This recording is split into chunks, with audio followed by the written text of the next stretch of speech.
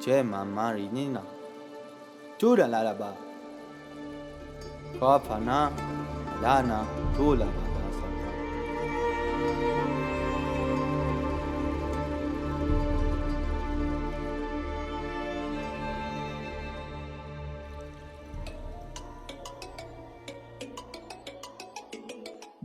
All right, so welcome, Gabriel. Yeah, we're back at it again. Yay, for the second part of our conversation that's been waiting to happen for a very long time. Yeah. And finally, the forces have aligned. And also, it's perfect timing as well, because I needed to go through many different things before I can actually start speaking about some of the things that I've been seeing and going through and dealing with. So I'm very grateful to be here and sharing. Well, welcome. So, Gabriel, I've written down so many different questions, and I'll look at the book if I need to. Yeah. We'll probably be here for like 4 hours having this discussion. But do you want to give us a little bit of your background? Is there a way that you'd like to just introduce yourself? Yeah, let's do that. I've been called to share my stories and share some of the things that I've been going through. And so even before Sangoma, I started a podcast called In the Know. And In the Know was basically a podcast just to share everything that I've been doing, all the different diets and meditations and techniques to grow ourselves spiritually and also physically. And I wanted to share that with everyone because when we're in the know of these things, then when the time comes, you will have the tool, you'll have the understanding, the know of what you can do. So if you're in a sticky situation, you heard I did some meditation or whatever, you start doing that and maybe it'll help you. And that was my intention. Okay. And then after going through Sangoma, I stopped the podcast. I stopped everything because my whole reality shifted. Everything that I knew and thought was real was changing, and I didn't want to start just saying a bunch of things on the podcast. And I am a person that takes time, and when I receive information, to before sharing it with others, to see if it's for real, if it's not something that's just fake news or whatever it is. And I really sit with that information beforehand. And after all of my trainings and graduations, and I felt this urge again to share. And the podcast then evolved to the Alchemy of Remembrance. And that's truly the essence of what I believe we're all here to do, is anything that we are trying to do here as human beings is just to remember who we truly are, to remember our true essence, what we're really capable of human beings. And then through that, we can be free to do what we came here to do. Wonderful. That sounds beautiful. So, Gabriel, what is the path of Sangoma for you? What is it?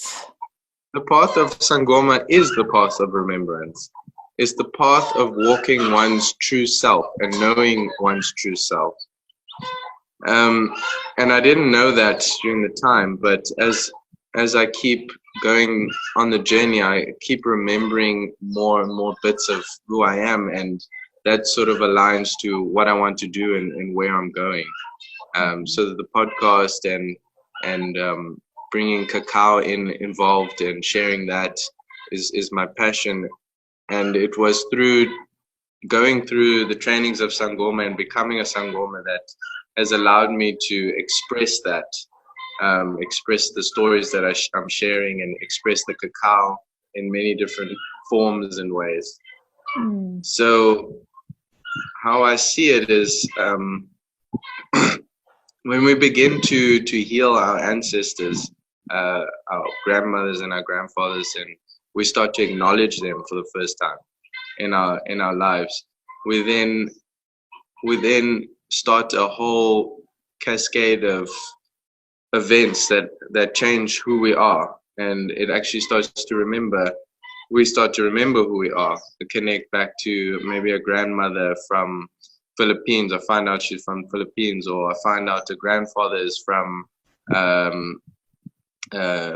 where else have I found? From South America, and then you can start to pinpoint certain ideas of who you are in the whole scheme of the whole family, of where you're coming from.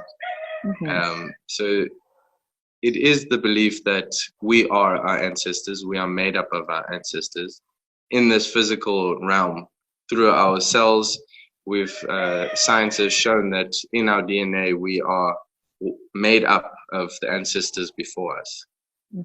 And so that's quite an important thing when we were talking about family constellations and talking about connecting into trauma, or connecting into our family, to our ancestry. We're connecting into the programming in the DNA in our cells.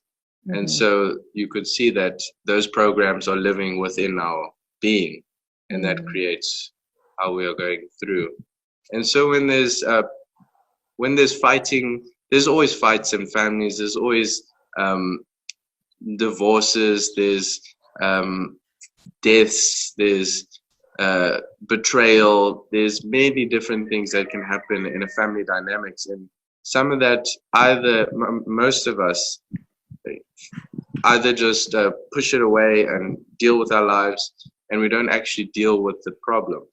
And so all of these things go to our ancestors' graves, and these patterns, these traumas, these things still play out on the people that are born next. They also say like fights that happen when you're in the womb also affect the baby from that side. So all of these are connected in that way. And I think just through my own journey of healing my ancestors, I wouldn't be able to pinpoint what kind of trauma, what kind of things that I've been dealing with. But what I know is that there's less confusion, there's less frustration within my own body, and frustration within how I want to live my life because of going through this. And that's why I think it's nice to share this, is because how we believe is that the confusion, the frustration that we're feeling is our ancestors fighting within our own body. All the different fights that have been happening over years, or disharmony or mistrust between two families or anything like that, is all happening within inside us. And we're only looking at it from a point of view of who we are. So there's no reason why we should be confused. So we're looking outside, like we said last time, we're looking on the external world. How can we fix that too? But it's with inside that's the problems. And Sangoma was a way for me to deal with all of that and come out on the other side with a little bit more clarity of who I am and what I would like to do. So when you talk about the ancestors, and then you mentioned Gabriel, who's an archangel, I think what I'm interested in is something that might be a little bit more, I don't know if it's a broader context of ancestors, but I think someone mentioned that for the Sangoma path, the ancestors are not necessarily only the relatives as such, but can be everything in any aspect of life. The angels, the archangels, the masters, the trees, the plants, they all can be. Is that right, or is that a misconception? Yes, no, so that's the reality, and I'm glad you pointed that out, just because when we're on the outside, we think, oh, they're worshipping ancestors, or that's their god, and so that can, I think, deter people from their belief systems and what they believe. A lot of Christians and other people that believe in different deities may not look at Sangoma and say, well, this is not the religion for me. But it's not really a religion. It is a bigger understanding of everything. There are people that practice just ancestors, and maybe that's all they understood. But it also depends on what family you go into, what kind of trainings have they done before, and what elements, what frequencies, what beings are they working with to create their foundation, their lineage of Sangoma that they teach. Mm-hmm. And so in our family, we've been blessed or I've been blessed to be able to experience that isn't just ancestors, that we're actually working with a wide variety of all that is. We're working with the church frequencies, with Jesus, with the angels, with God. We're working with the water spirits. We're working with the big chiefs, the ascended masters. They call them Akosis. We're working with the warriors, the Ngunis, and the Stunias, the prophets. So it's all these different religions and people that come into the family. They bring in that, and we expand that knowledge. So if another person comes into the family who's bringing in a tradition, say Tantra or Hinduism or Buddhism, then we start to integrate that. So it's not, oh, you can't do your way, you must do the way that we teach. And that's the beauty of what's going on, is that the more and more we expand and the more we have people join the family, the more we actually realize that it's all just one. It's all in it. So we're working with everything. My Baba is Gogo Maria Magdalene, who is also in the lines of Archangel. So I was her first child, and so it's quite synchronous that she was Maria Magdalene and then I was Gabriel. And so we're working with the energies of the Magdalenes, which is also Christ consciousness. Mm-hmm. And so in that way, we aren't really worshipping just one, or it's not about worship. In actual fact, it's more about service and just being open to all that is, and not being dogmatic in a way, or not being forced in a certain structure that you must believe this way or you must pray this way, or yeah. So the person that comes into the path goes through an initiation and receives a name based on which energies they're working with. Is that right? Yes, that's correct. Like an ancestral lineage or a being, particular being that they will be working through, or that will be working through them. Exactly. Yes. And then they take that name, is that right? They take the name. Yes. Yeah. Okay. Then they take that name. Okay. And then you call that person your Baba, which is like a father, right? Even if it's a woman. Yes. So then your Baba would be your trainer. And how you find your trainer is up to you and your ancestors. And your ancestors are, okay, so we know that they're spirits and they're working in a different realm, and they can see more than what we can see in this 3D reality. And even when they are sick and still dealing with all the traumas and they need the healing, they know what they need and they know where to get it, because they have a bigger perspective of everything. And they guide you to your Baba, because it's only one person that has the medicine for your ancestors. Mm-hmm. And that medicine could be anything. It's not plants. It's not just plants. It's not just the path of Sangoma. It's different things. So my ancestors needed Maria Magdalene, who brought me cacao, who brought me the labyrinth, who brought me rainbow, the rainbow labyrinth and the vocal alchemy. And all of the different medicines that she provides. And that is what my ancestor needed to heal. And someone else may be attracted to another Sangoma who's got Buddhism in his lineage, and the practices of meditation and stillness and whatever it may be. And so we also say that we say it's a Baba because you need a fatherly love to train and to heal, because when we go into ancestry and we go into those places, it's real. It's what this world is about. There's suffering, there's poverty, there's all of these things that we deal with, and we all know it because we live in this world, but we try to avoid that.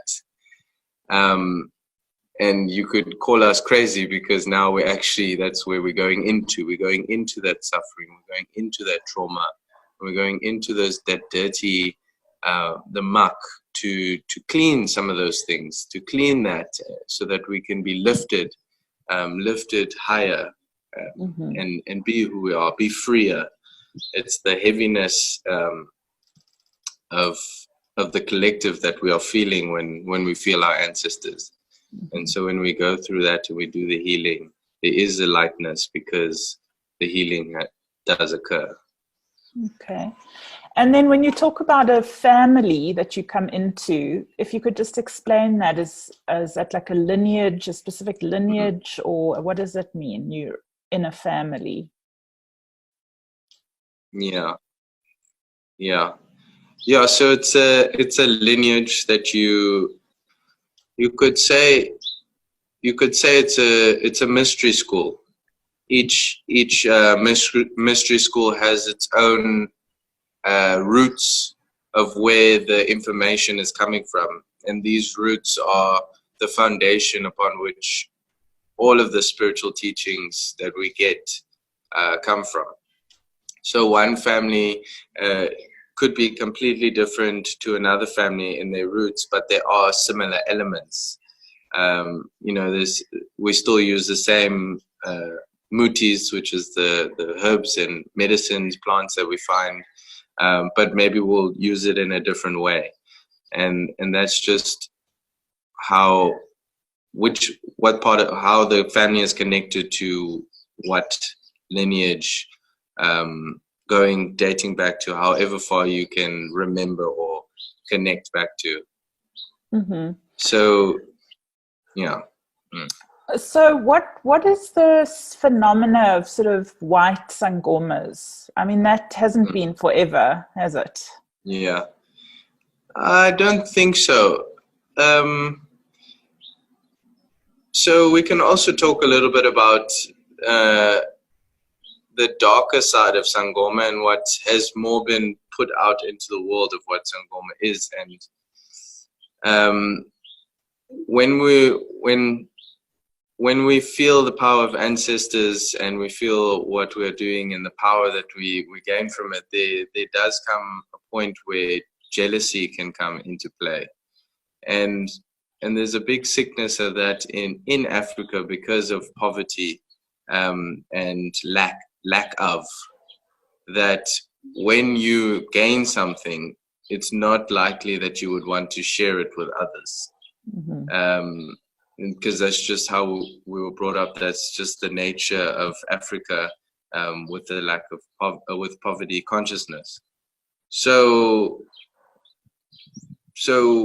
I think way back when, before times were more open and age of information coming in, the ones that did have the knowledge and more connected to the earth in Africa was the darker skinned people. And they didn't, maybe they were the big chiefs had bigger consciousness of what they were doing, of how the ceremonies were taking place and how that is working with ancestors. But a lot of the training is body consciousness, where your body does things, or you start to do things within ceremony, which are your ancestors doing stuff, but you don't actually have consciousness of that. this is what I'm finding, is that the darker skinned people have that within them. You tell them to dance and they know exactly how to dance, or you beat the drum and they immediately, their body just starts moving, and the ancestors start roaring or start speaking because their body is already in tune with all that is. So a bit better So, relationship to the subconscious, maybe a more yes, healed relationship to the subconscious. yes, yes. And so you could say that they found the knowledge of Sangoma, or the tradition of Sangoma, first. And when they started to feel the power, my assumption is that that is why they didn't want to bring other people in, is because it's more of a family thing, it's more of an African thing, it's more of, this is us, this is our tribe, and that's how it's always been. Even before Sangoma, if you're just working with tribes, it's one tribe against another tribe. There's never a mix, and when there is, there's also some challenges, but there's also beauty and growth in that.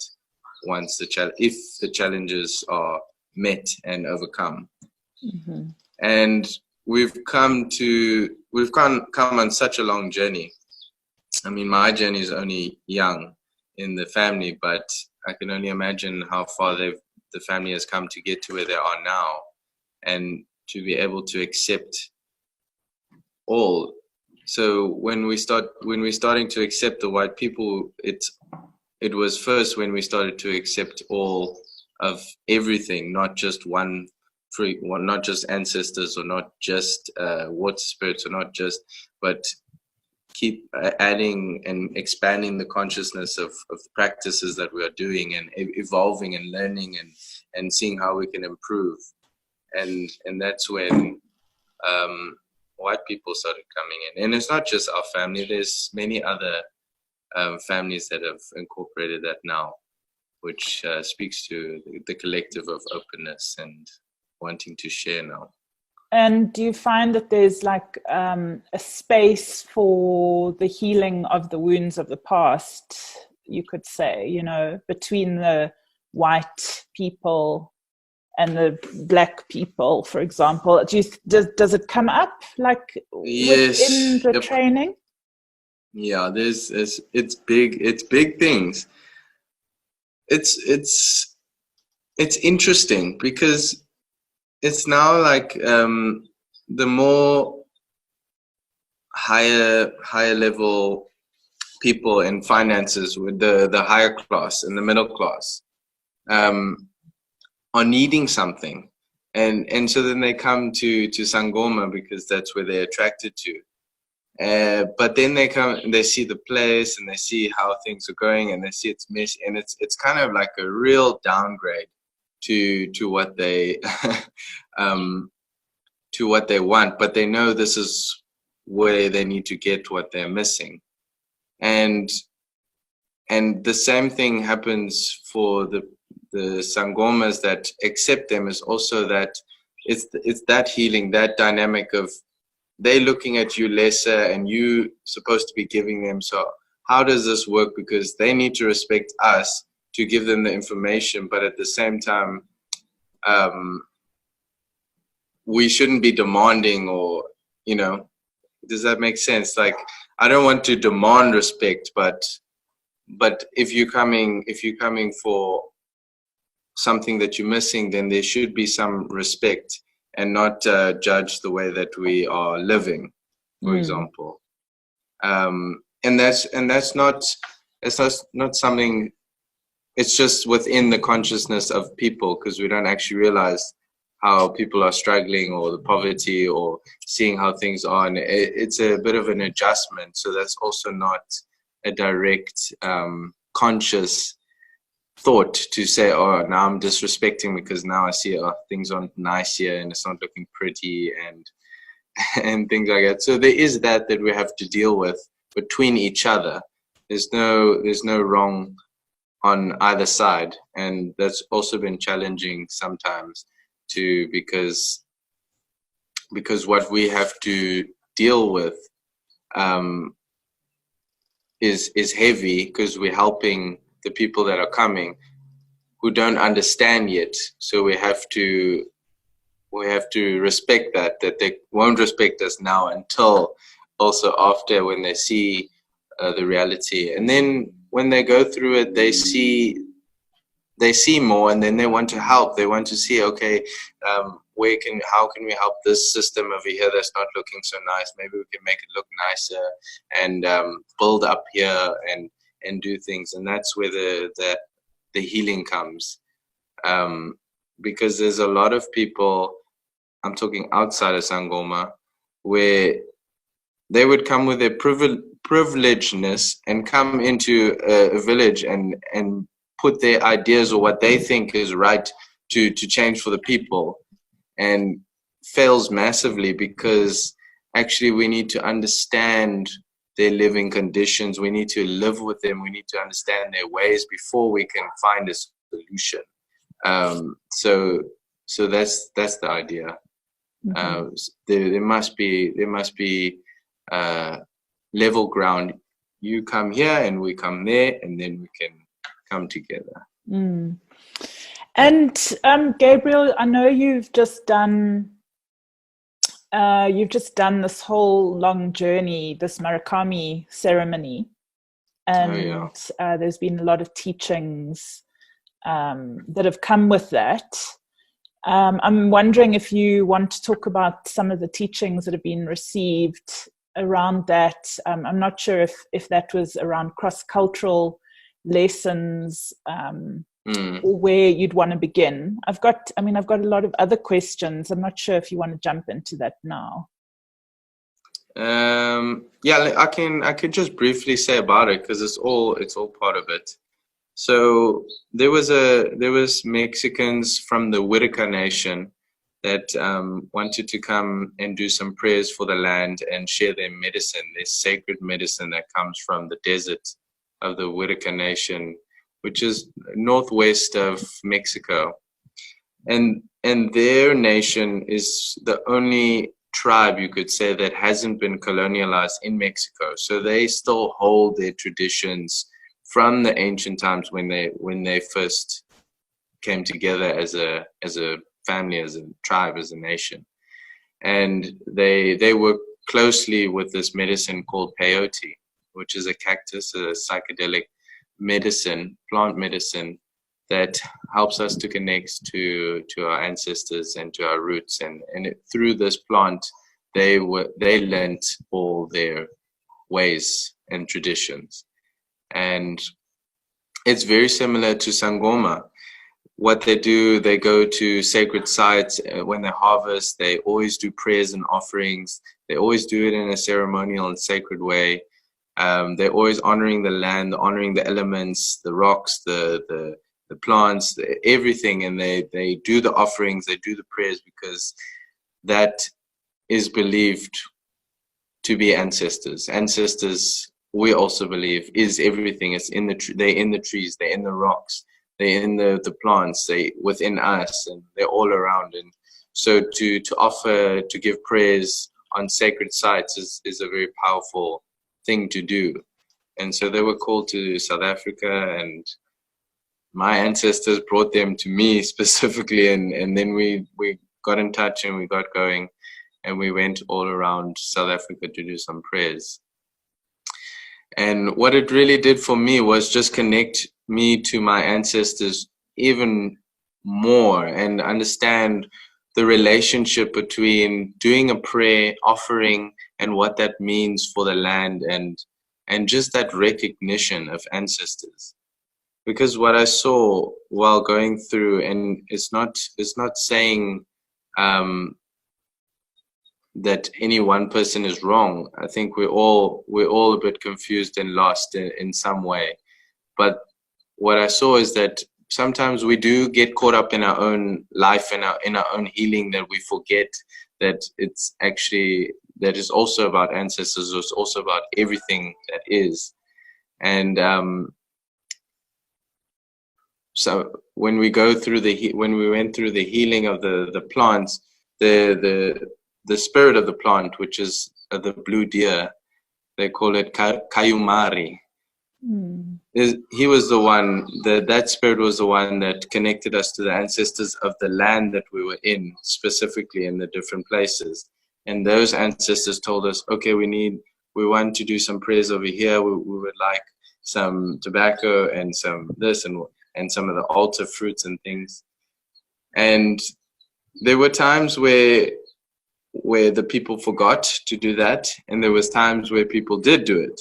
And it was through that experience where I could see the difference between forgetting to honor our ancestors and do offerings and when we did. And there's a big change, and there's a big, profound energy change that happens. And it's not just for us, but it's actually for the piece of land that connects to another piece of land, that connects to another piece, that connects to the whole world. And the biggest theme that we were connecting into was unity, and bringing that unity back into balance, that we are here to share, that we are here to expand.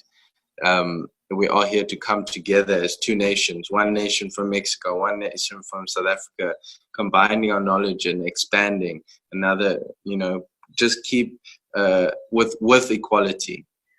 With equality. So there's no more power games. There's no more hiding secrets, or it's about sharing. But with that sharing comes great honor and respect, and there needs to be that before sharing can happen. Wow. So you were on the road for quite a long time with them, like a month or something. Yeah, about a month, yeah. And then you got delivered down to Gogoland because your car broke down and you couldn't leave. Yes. Yeah. And so are you busy kind of furthering your training or understanding more about Sangoma? What's happening there for you? So what happened was, that was a whole training for my ancestors to be a Sangoma of South Africa, and open up the ways for a new medicine or a new nation to come in, because I can't go to Mexico and talk to Mexican ancestors, because I don't know, unless they're part of my ancestry, but still then I would need to connect and learn and understand. I can't go to France and connect to French ancestry.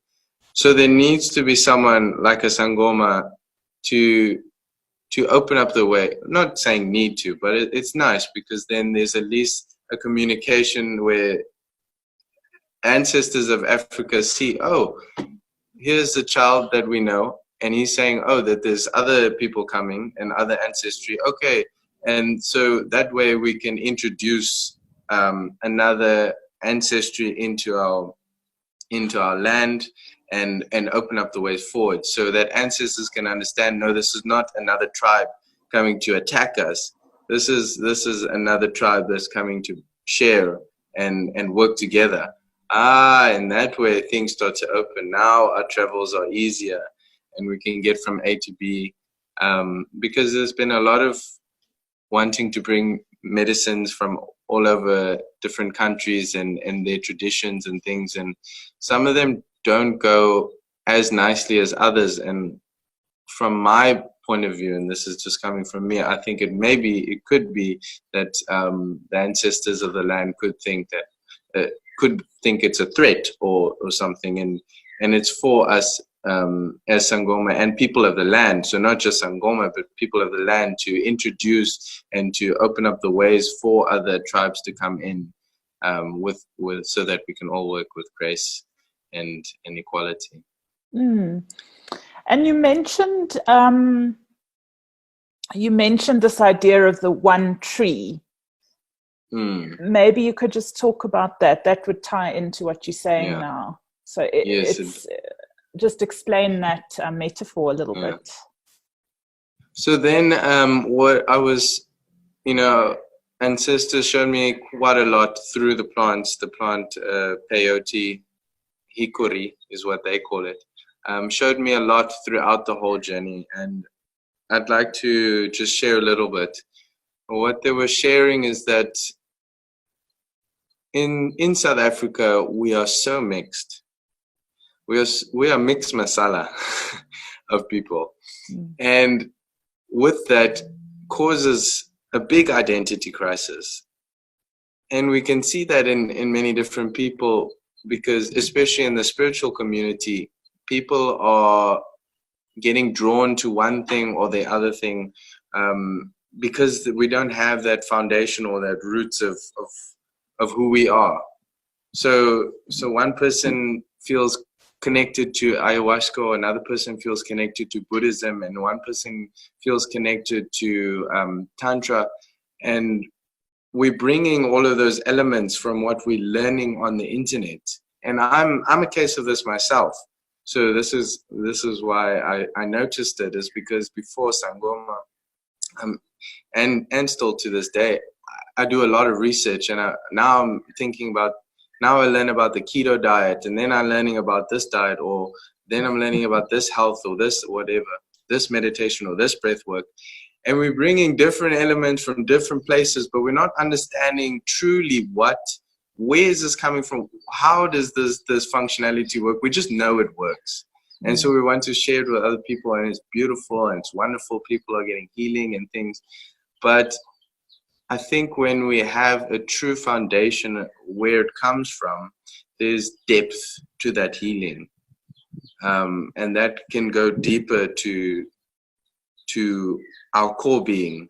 So it's not just dealing with a small anxiety at the train station, but a bigger thing that will never cause that anxiety again. So I was seeing all of these different things, and I was just seeing that there's no foundation. We're a bit lost. We're not sure where we're coming from, so we are attracted to different things. And what I then saw was this tree, this big tree. And when I was talking about the roots of our tradition and our family, those are the root. That is the tree that I'm thinking of. It's the tree that we work with, which is the tree of life. And when you go through your training of Sangoma, when you've gone to your highest level, which is being able to be a teacher or a baba, you get your roots. Your mpande is what they call it. Mm-hmm. And this root is physical but also metaphorical, because it's the roots and foundation upon which all of who you are and all of your ancestors stand upon. Now that you have this foundation, you can soar above and find what it is that attracts you, and start to explore that. If it's breath work that you connected to, now you have the roots to go deep and have that foundation where you're stuck, but you can explore breath work to somewhere where no one has ever felt before, and then you can bring that into the world. And through your ancestry, it brings a deeper healing to someone who comes. And what I saw is that the foundation is the tree of life, and each branch is a different path. Once you have your foundation, once you are part of the tree and you have your roots, then you will understand where you need to go. You'll go to Hinduism, you'll go to Buddhism, you'll go to Taoist, or whatever the lineage is. And I'm also not saying that Sangoma is the way, but it is a way to get a foundation. Mm-hmm. And that's what I've been seeing, is people have been asking me a lot is, but I'm not sure if Sangoma is the path for me. I've been connected to this path or this path, but it's not. That's the thing, is Sangoma isn't a path.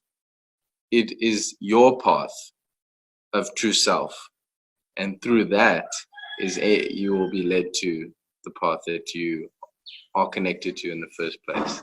And it just gives, yeah, it's a different kind of perspective, I guess, from what many people might think. But as you were talking about the tree with all the branches and the many paths that come together, I kept seeing like the DNA and the influences of you know, what I would consider to be like a genesis project of where we came from into these bodies.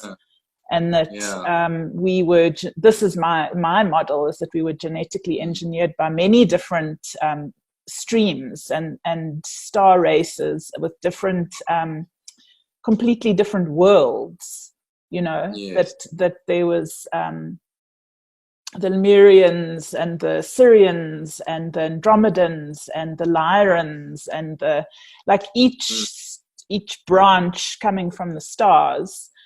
Weaving, you know, they talk about our genetics being a weave of just this infinite variety of influence, you could say. And that at the moment where we are on the planet is that we're busy remembering and reactivating some of these strands of like who we are and who we've forgotten ourselves to be. So they talk about going from like the 2-strand DNA to opening up the 12-strand DNA, which is really what, you know, what our natural state is. And that all of these subtle energies that we're busy activating open up some of those strands. So when I hear you talk about all these new influences coming in and, you know, that might not have been there before, and plus your name, you know, the Alchemy of Remembrance, makes me think that, you know, of that metaphor in the tree, you know, with all these branches coming together into the ground where we are now in this body. It's like that distillation process of everything, alchemy coming into one foundation, one thing, one love. And that's why I think it's really amazing that you're in a lineage that is open-minded, because there is so much new information coming in for all of us, and all of our identities are busy reorganizing themselves, so that we're not who the past, you know, what the past has been. And so I guess, you know, when you work with the ancestors like you do, I'm guessing that you also offering, in a way, initiations into streams of consciousness for those that are not in an embodiment, but they're still learning and changing and growing through the stream of consciousness that you're busy with. Yeah, I think the idea of why someone would be attracted to Sangoma is not to say that you are going to become a Sangoma, but rather there are modalities that have been learned over the test of time in South Africa that help us to connect to our ancestors. And because we are such a mixed masala, it does become challenging as to how to connect to them. And it's just a way to allow you to connect back to your ancestors. We're not saying that you don't know how. I think it's just a collective thing that as we've gone to modern technology and as we've gone mixing Eastern with Western philosophies and all of this confusion and mixing of things, that there has been a element of forgetfulness of how to connect back to our ancestors.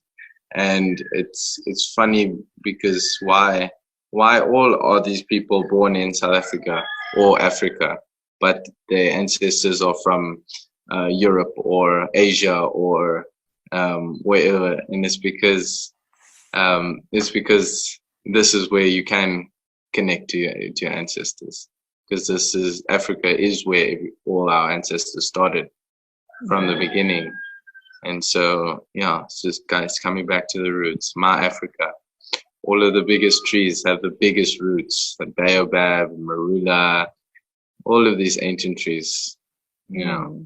So it's like coming home in a way and remembering where you came from, your genesis. Yeah. Exactly. Yeah. Gabriel, I'm not sure how much time you've got, because I do have other questions, but we could always, we could do a follow-up. I've got a few, like 20 minutes, so we can do a few more questions. Okay, so let me just see.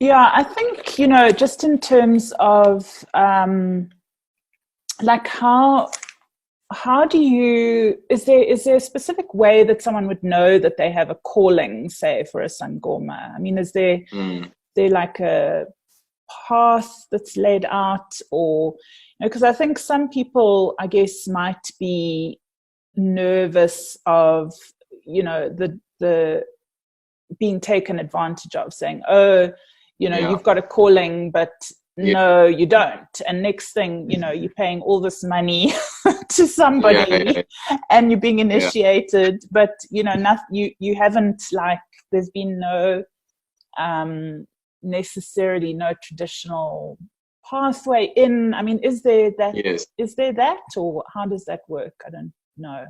Yeah. It's interesting that you say these things. It's also something that we deal with on a regular basis, is the fact that it's like we can't tell you that we are taking advantage of you or not. It's up to you and your trust.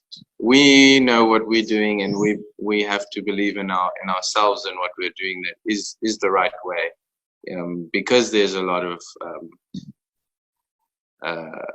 things about Sangoma and mispractices of Sangoma that we just have to keep holding our truth. And so, because that's the classic thing, is people will just say, oh no, you have a calling, come, or whatever. I think the most general idea, and it's more the African Black people that have been getting it from the test of time, is dreams. So they've always dreamt, and that was the way that they got called. Mm-hmm. But I would like to think a little bit about some of the recent people that have been called, and how they got to sort of give a little perspective. For me, I didn't get any dreams. I didn't get anything. I'm like a spiritually back then, even still now, I'm a bit of a plank. I don't see anything, or like dreams is, I don't really connect it to anything spiritual or whatever. And so that was not the way for ancestors to talk to me. Instead, ancestors talk to me in a very physical way, and using cacao as a health product, and working with different medicines and all of this, and working for about half a year, almost a year, with cacao daily. On the subconscious level, ish cacao, the spirit of the chocolate, was opening up my heart, and it led me to my Baba, who is a cacao cucina. And in that way, I was called. Okay. Someone recently, we had the peyote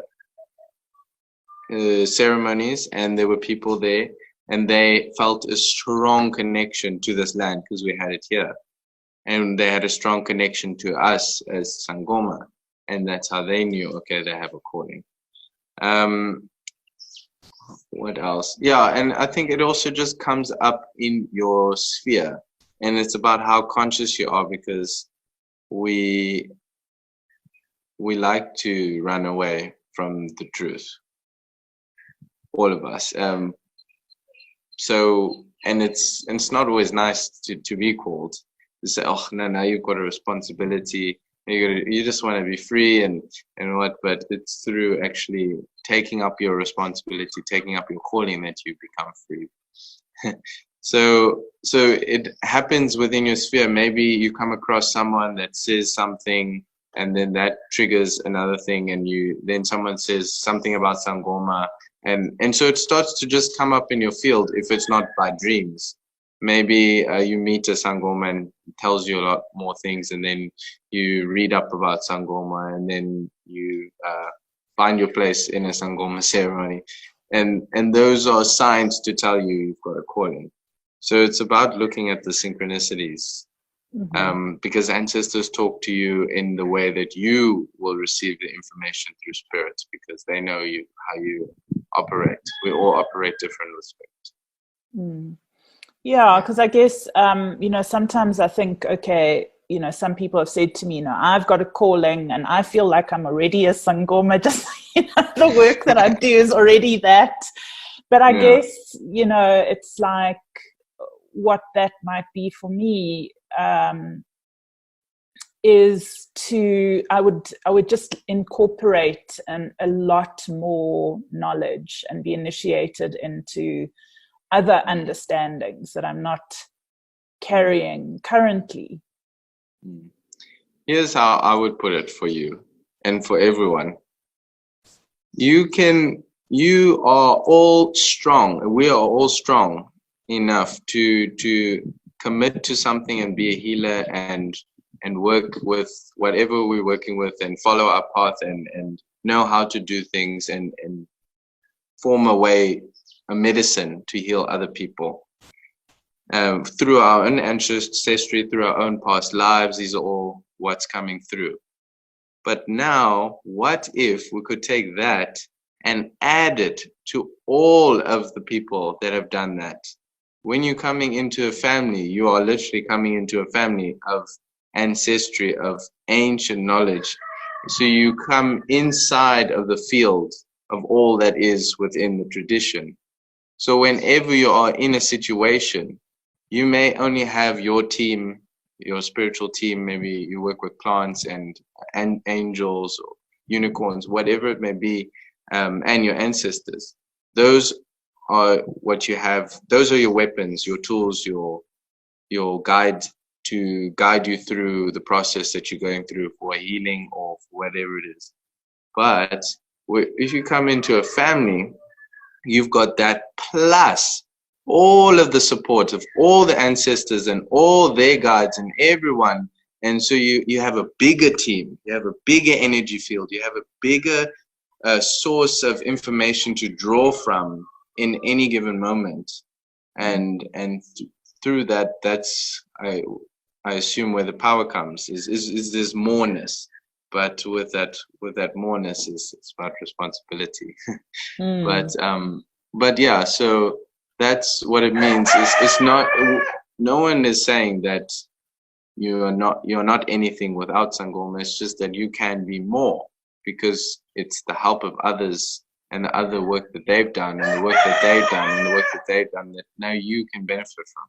And that is why it's such an honor to be working with that. And that's why there is deep respect. It's because if you think of your life, if you think of anyone that has gone through a huge journey of 50 years, imagine how much you have gone through.